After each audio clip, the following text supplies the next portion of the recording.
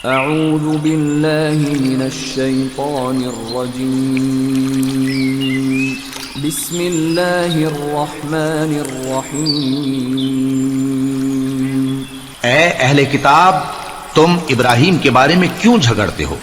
حالانکہ تورات اور انجیل ان کے بعد اتری ہیں اور وہ پہلے ہو چکے، تو کیا تم عقل نہیں رکھتے؟ دیکھو، ایسی بات میں تو تم نے جھگڑا کیا ہی تھا جس کا تمہیں کچھ علم تھا بھی، مگر ایسی بات میں کیوں جھگڑتے ہو جس کا تم کو کچھ بھی علم نہیں؟ اور اللہ جانتا ہے اور تم نہیں جانتے۔ ابراہیم نہ تو یہودی تھے اور نہ عیسائی، بلکہ سب سے بے تعلق ہو کر ایک اللہ کے ہو رہے تھے اور اسی کے فرما بردار تھے اور مشرکوں میں نہ تھے۔ ابراہیم سے زیادہ قرب رکھنے والے تو وہ لوگ ہیں جو ان کی پیروی کرتے رہے، اور یہ پیغمبر آخر الزماں صلی اللہ علیہ وآلہ وسلم اور وہ لوگ جو ایمان لائے ہیں، اور اللہ مومنوں کا کارساز ہے۔ اے اہل اسلام، بعض اہل کتاب اس بات کی خواہش رکھتے ہیں کہ کسی طرح تم کو گمراہ کر دیں، حالانکہ یہ تم کو کیا گمراہ کریں گے، اپنے آپ کو ہی گمراہ کر رہے ہیں اور نہیں جانتے۔ اے اہل کتاب، تم اللہ کی آیتوں سے کیوں انکار کرتے ہو اور تم تورات کو مانتے تو ہو؟ اے اہل کتاب، تم سچ کو جھوٹ کے ساتھ خلط ملط کیوں کرتے ہو اور حق کو کیوں چھپاتے ہو جبکہ تم جانتے بھی ہو؟ اور اہل کتاب کا ایک گروہ اپنے آدمیوں سے کہتا ہے کہ جو کتاب مومنوں پر نازل ہوئی ہے اس پر دن کے شروع میں تو ایمان لے آیا کرو اور اس کے آخر میں انکار کر دیا کرو، تاکہ وہ اسلام سے برگشتہ ہو جائیں، اور اپنے دین کے پیروں کے سوا کسی اور کی بات کا یقین نہ کر لینا۔ اے پیغمبر، کہہ دو کہ ہدایت تو اللہ ہی کی ہدایت ہے۔ وہ یہ بھی کہتے ہیں، یہ بھی نہ ماننا کہ جو چیز تم کو ملی ہے ویسی کسی اور کو بھی مل سکتی ہے، ورنہ وہ تم پر تمہارے رب کے روبرو حجت قائم کر دیں گے۔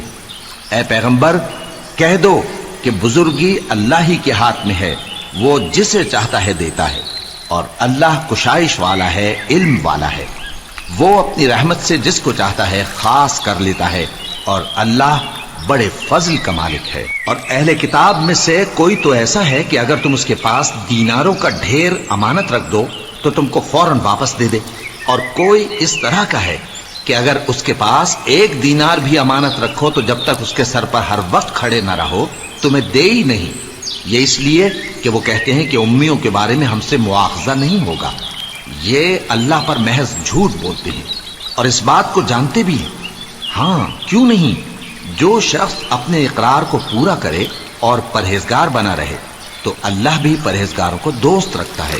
جو لوگ اللہ کے اقراروں اور اپنی قسموں کو بیچ ڈالتے ہیں اور ان کے عوض تھوڑی سی قیمت حاصل کرتے ہیں، ان کا آخرت میں کچھ حصہ نہیں۔ ان سے اللہ نہ تو کلام کرے گا اور نہ قیامت کے روز ان کی طرف دیکھے گا، اور نہ ان کو پاک کرے گا، اور ان کو دکھ دینے والا عذاب ہوگا۔ اور ان اہل کتاب میں بعض ایسے ہیں کہ کتاب یعنی تورات کو زبان مروڑ مروڑ کر پڑھتے ہیں تاکہ تم سمجھو کہ جو کچھ وہ پڑھتے ہیں کتاب میں سے ہے، حالانکہ وہ کتاب میں سے نہیں ہوتا، اور کہتے ہیں کہ وہ اللہ کی طرف سے نازل ہوا ہے، حالانکہ وہ اللہ کی طرف سے نہیں ہوتا، اور اللہ پر جھوٹ بولتے ہیں اور یہ بات جانتے بھی ہیں۔ کسی آدمی کو شایع نہیں کہ اللہ اسے کتاب اور حکومت اور نبوت عطا فرمائے، پھر وہ لوگوں سے کہے کہ اللہ کو چھوڑ کر میرے بندے ہو جاؤ، بلکہ اس کو یہ کہنا چاہیے کہ اے اہل کتاب، تم ربانی ہو جاؤ، کیونکہ تم کتاب کی تعلیم بھی دیتے ہو اور کیونکہ پڑھتے پڑھاتے رہتے ہو۔ اور اس کو یہ بھی نہیں کہنا چاہیے کہ تم فرشتوں اور پیغمبروں کو معبود بنا لو۔ بھلا جب تم مسلمان ہو چکے تو کیا وہ تمہیں کافر ہونے کو کہے گا؟ اور جب اللہ نے پیغمبروں سے عہد لیا کہ جب میں تم کو کتاب اور دانائی عطا کروں پھر تمہارے پاس کوئی پیغمبر آئے جو تمہاری کتاب کی تصدیق کرے تو تمہیں ضرور اس پر ایمان لانا ہوگا اور ضرور اس کی مدد کرنی ہوگی۔ اور عہد لینے کے بعد پوچھا کہ بھلا تم نے اقرار کیا اور اس اقرار پر میرا ذمہ لیا، یعنی مجھے ضامن ٹھہرایا؟ انہوں نے کہا ہاں، ہم نے اقرار کیا۔ فرمایا کہ تم اس عہد و پیمان کے گواہ رہو اور میں بھی تمہارے ساتھ گواہ ہوں۔ اب جو لوگ اس کے بعد پھر جائیں تو وہی بد کردار ہیں۔ پھر کیا یہ کافر اللہ کے دین کے سوا کسی اور دین کے طالب ہیں؟ حالانکہ سب اہل آسمان و زمین خوشی یا ناخوشی سے اللہ کے فرما بردار ہیں اور اسی کی طرف لوٹ کر جانے والے ہیں۔ کہو کہ ہم اللہ پر ایمان لائے اور جو کتاب ہم پر نازل ہوئی اور جو صحیفے ابراہیم اور اسماعیل اور اسحاق اور یعقوب اور ان کی اولاد پر اترے، اور جو کتابیں موسیٰ اور عیسیٰ اور دوسرے انبیاء کو پروردگار کی طرف سے ملیں سب پر ایمان لائے۔ ہم ان پیغمبروں میں سے کسی میں کچھ فرق نہیں کرتے، اور ہم اسی اللہ کے فرما بردار ہیں، اور جو شخص اسلام کے سوا کسی اور دین کا طالب ہوگا وہ اس سے ہرگز قبول نہیں کیا جائے گا، اور ایسا شخص آخرت میں نقصان اٹھانے والوں میں ہوگا۔ اللہ ایسے لوگوں کو کیوں کر ہدایت دے جو ایمان لانے کے بعد کافر ہو گئے اور پہلے اس بات کی گواہی دے چکے کہ یہ پیغمبر برحق ہے، اور ان کے پاس دلائل بھی آ گئے، اور اللہ بے انصافوں کو ہدایت نہیں دیتا۔ ان لوگوں کی سزا یہ ہے کہ ان پر اللہ کی اور فرشتوں کی اور انسانوں کی سب کی لعنت ہے، ہمیشہ اس لعنت میں گرفتار رہیں گے۔ ان سے نہ تو عذاب ہلکا کیا جائے گا اور نہ انہیں مہلت دی جائے گی۔ ہاں، جنہوں نے اس کے بعد توبہ کی اور اپنی حالت درست کر لی تو اللہ بخشنے والا مہربان ہے۔ جو لوگ ایمان لانے کے بعد کافر ہو گئے پھر کفر میں بڑھتے گئے، ایسوں کی توبہ ہرگز قبول نہیں ہوگی، اور یہ لوگ گمراہ ہیں۔ جو لوگ کافر ہوئے اور کفر ہی کی حالت میں مر گئے، وہ اگر نجات حاصل کرنی چاہیں اور بدلے میں زمین بھر سونا دیں تو ہرگز قبول نہیں کیا جائے گا۔ ان لوگوں کو دکھ دینے والا عذاب ہوگا اور ان کا کوئی مددگار نہیں ہوگا۔ مومنوں، جب تک تم ان چیزوں میں سے جو تمہیں عزیز ہیں اللہ کی راہ میں خرچ نہ کرو گے کبھی نیکی حاصل نہ کر سکو گے، اور جو چیز تم خرچ کرو گے اللہ اس کو جانتا ہے۔ بنی اسرائیل کے لیے تورات کے نازل ہونے سے پہلے کھانے کی تمام چیزیں حلال تھیں بجز ان کے جو یعقوب نے خود اپنے اوپر حرام کر لی تھی۔ کہہ دو کہ اگر سچے ہو تو تورات لاؤ اور اسے پڑھو، یعنی دلیل پیش کرو۔ اب جو اس کے بعد بھی اللہ پر جھوٹے افطرا کریں تو ایسے لوگ ہی بے انصاف ہیں۔ کہہ دو کہ اللہ نے سچ فرما دیا، پس دین ابراہیم کی پیروی کرو جو سب سے بے تعلق ہو کر ایک اللہ کے ہو رہے تھے اور مشرکوں میں سے نہ تھے۔ سب سے پہلا گھر جو لوگوں کی عبادت کرنے کے لیے مقرر کیا گیا تھا وہی ہے جو مکے میں ہے، بابرکت اور جہان والوں کے لیے موجب ہدایت۔ اس میں کھلی ہوئی نشانیاں ہیں جن میں سے ایک ابراہیم کے کھڑے ہونے کی جگہ ہے۔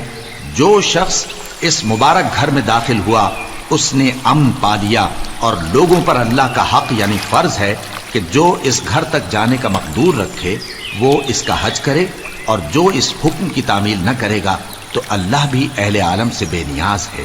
کہو کہ اے اہل کتاب، تم اللہ کی آیتوں سے کیوں کفر کرتے ہو جبکہ اللہ تمہارے سب اعمال سے باخبر ہے؟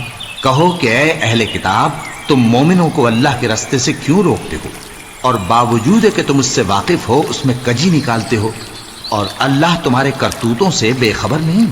مومنوں، اگر تم اہل کتاب کے کسی فریق کا کہا مان لو گے تو وہ تمہیں ایمان لانے کے بعد کافر بنا دیں گے، اور تم کیوں کر کفر کرو گے جبکہ تم کو اللہ کی آیتیں پڑھ پڑھ کر سنائی جاتی ہیں اور تم میں اس کے پیغمبر موجود ہیں۔ اور جس نے اللہ کی رسی کو مضبوط پکڑ لیا وہ سیدھے رستے لگ گیا۔ مومنوں، اللہ سے ڈرو جیسا کہ اس سے ڈرنے کا حق ہے، اور مرنا تو مسلمان ہی مرنا، اور سب مل کر اللہ کی ہدایت کی رسی کو مضبوط پکڑے رہنا اور فرقے فرقے نہ ہو جانا، اور اپنے اوپر اللہ کی اس مہربانی کو یاد رکھنا جب تم ایک دوسرے کے دشمن تھے تو اس نے تمہارے دلوں میں الفت ڈال دی اور تم اس کی مہربانی سے بھائی بھائی ہو گئے، اور تم آگ کے گڑھے کے کنارے تک پہنچ چکے تھے تو اس نے تم کو اس سے بچا لیا۔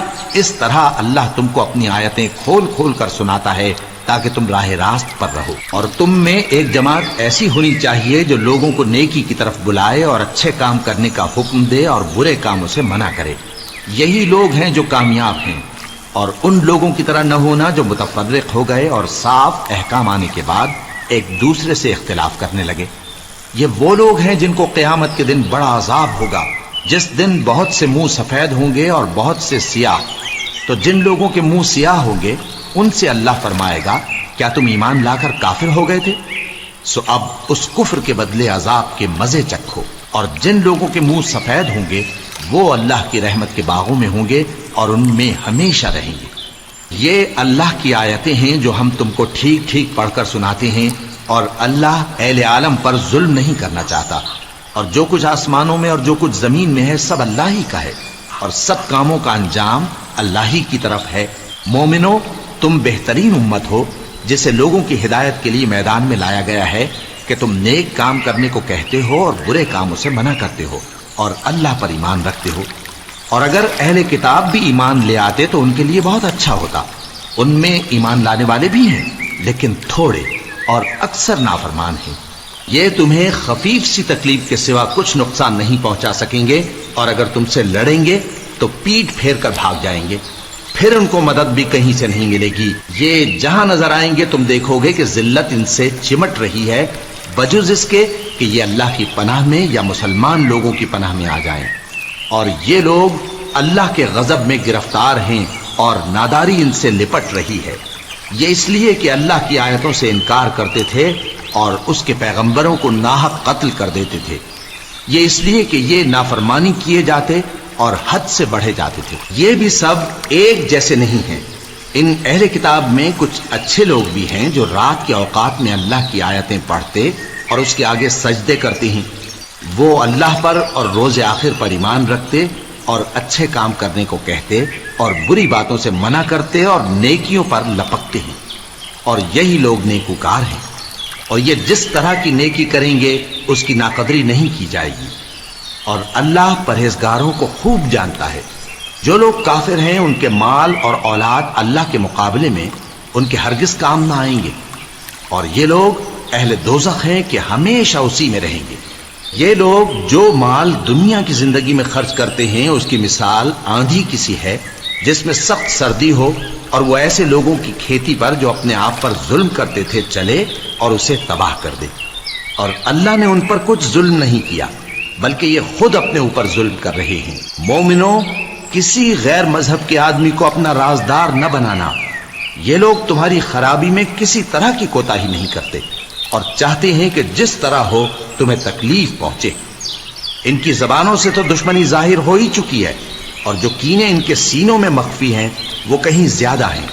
اگر تم عقل رکھتے ہو تو ہم نے تم کو اپنی آیتیں کھول کھول کر سنا دی ہیں۔